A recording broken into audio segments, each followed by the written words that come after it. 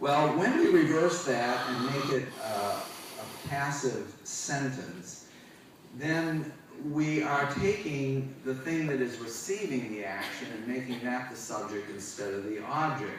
And so we reverse it now and we say the parable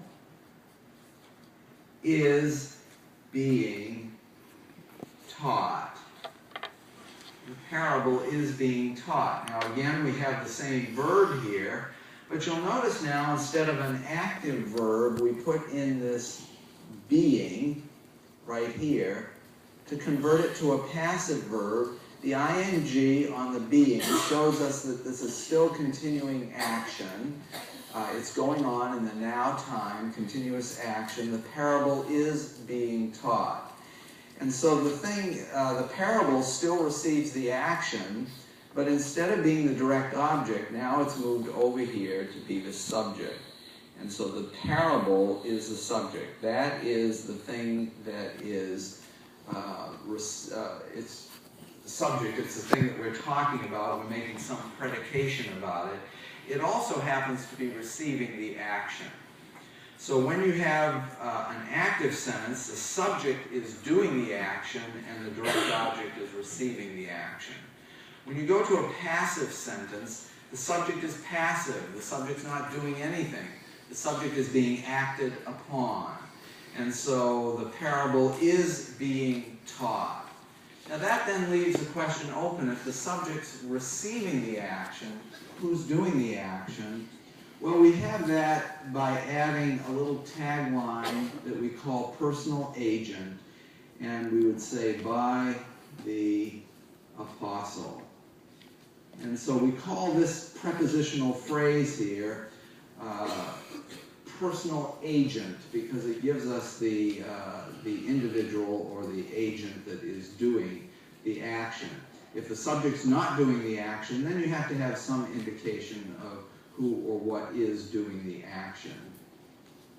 And this little phrase here is indicated by hoopah plus the genitive. Hoopah plus the genitive is the expression for personal agent. So typically, not always, but typically when you see a passive verb in Greek, somewhere in the context you'll have a hoopah plus the genitive to indicate who's doing the action. When it's clear that God is doing the action, sometimes that hoopah phrase is left out, and it's assumed that the reader is going to understand that it's God that is doing the action. So then we have active verbs in Greek, and we have passive verbs. Active and passive verbs in Greek. Now, as you look at these, you will recognize that we're still dealing with the present tense. We are still dealing with continuous action. None of that changes. The tense is the same, and so the time and aspect will be the same. The now time and the continuing aspect. Those are the same.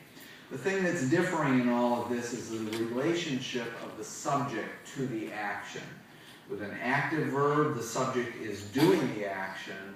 With a passive verb, the subject is receiving the action. Well, as we look at that, we have to add one little bit of information. In English, we just have the active and the passive voice. In Greek, they add another voice, which is the middle voice. And the middle voice, oddly enough, takes up a meaning that is in the middle, halfway between the active and the passive. Hence, the good name for the middle voice. In the active voice, the subject does the action. In the passive voice, the subject receives the action. And in the middle voice, the subject does both. The subject both does the action and is, in some sense, receiving the action or participating in the consequences of the action. So let me give you an example of this. In Greek, we have the sentence, he makes peace. Right? Now, if the he who is making the peace is working here and there are two other people in conflict over here, and he comes along and says, hey guys, stop fighting, that doesn't honor the Lord, you guys have to reconcile and enjoy the reality of the Christian life and the relationship that we have one another. So ask forgiveness and let's get it behind us and go forward from here without the conflict. And so he's come in as a mediator and he's made peace for these two guys. Well, in that sense, you use the active form of making peace, the active form of poieo. He made peace because he did it to these two other guys. But what happens if now the guy that's making the peace has had a conflict himself? He goes to church on Sunday, and they're having communion, and the pastor says, examine yourselves the way the scripture tells us to do, and use this time to confess sin before taking the elements of the communion. And the guy's convicted in his heart that he has sinned against a brother and he needs to make that right. So he goes to his brother and he says, I'm sorry I did this thing wrong, let's shake hands and restore our friendship and make peace between us. Well, if he does that and now he's a party to the conflict, but he's also the one that's making the peace, then instead of using the active voice or the active form, you would use the middle form of the verb, and that signals that the subject is not only doing the action, he's not only making the peace, but he's also receiving the benefit of that. He's receiving the peace that is made. He's participating in the consequences of the action. So he's not only doing the action, taking the initiative to act, but he's also, in some sense, a recipient. Now, we have this idea a little bit in English, and we actually see it in French verb forms. It's called the reflexive form of the verb.